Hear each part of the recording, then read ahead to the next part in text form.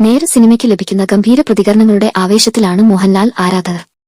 ലാലേട്ടന് is bake എന്ന തരത്തിലാണ് കമന്റുകൾ. നേര് ഒരു ഇൻവെസ്റ്റിഗേറ്റിംഗ് ത്രില്ലർ അല്ല, കോർട്ട് റൂം ഡ്രാമയാണ് എന്ന് ആദ്യമേ വ്യക്തമായിരുന്നു. അതുതന്നെയാണ് ജീത്തു ജോസഫിന് മുന്നിലുണ്ടായിരുന്ന വെല്ലുവിളി. ഏത് ത്രില്ലർ സിനിമ ഇറങ്ങിയാലും ദൃശ്യത്തിനെ മറികടക്കുമോ എന്നാണ് മലയാളികൾ ചിന്തിക്കുന്നത്. ഇത് ദൃശ്യമല്ല, മറ്റൊരു തരം സിനിമയാണ് എന്ന് ജീത്തുവിന് ആദ്യമേ പറയേണ്ടിവരുന്നതും അതുകൊണ്ടാണ്. നേര് ഒരു കോടതിക്കകത്ത് നടക്കുന്ന വാദപ്രതിവാദങ്ങളിലൂടെ ചൂടുപിടിക്കുന്ന ത്രില്ലറാണ്.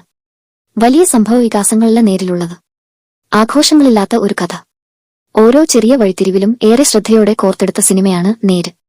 ക്വാളിറ്റിയുള്ള സിനിമയിലൂടെ മോഹൻലാൽ എന്ന നടന്റെ തിരിച്ചുവരവ് സാധാരണക്കാരായ സിനിമാ ആസ്വാദകർക്ക് ഏറെ ആഹ്ലാദകരമാണ്. ആദ്യാവസാനം കെട്ടുമുറുക്കി വരുന്ന ശൈലിയാണ് ഈ സിനിമയുടെ നട്ടെല്ല്. ചിത്രം കണ്ടു കഴിയുമ്പോൾ മോഹൻലാൽ മുതൽ പ്രിയാമണി വരെയുള്ളവരുടെ അഭിനയത്തികവിൽ അഭിമാനിക്കാം. കേരളത്തെ പിടിച്ചുകുലുക്കിയ ഒരു കുറ്റകൃത്യം. ആ കുറ്റകൃത്യത്തിന്റെ പ്രത്യേകത മൂലം വളരെ എളുപ്പത്തിൽ കേസ് തോറ്റുപോകുന്നിടത്ത് കാര്യങ്ങൾ എത്തിച്ചേരുന്നു.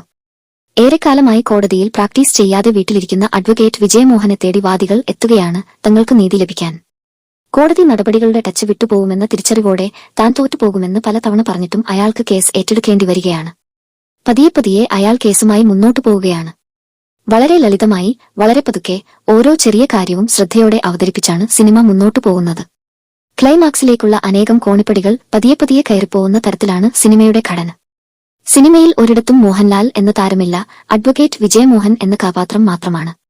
ഇത് നടനാണ് എന്നതു മറന്ന് പ്രേക്ഷകർ കഥയിൽ കഥാപാത്രത്തിലൂടെ മുന്നോട്ടു പോകുന്നുണ്ടെങ്കിൽ അതാണ് ആ നടന്റെ വിജയം.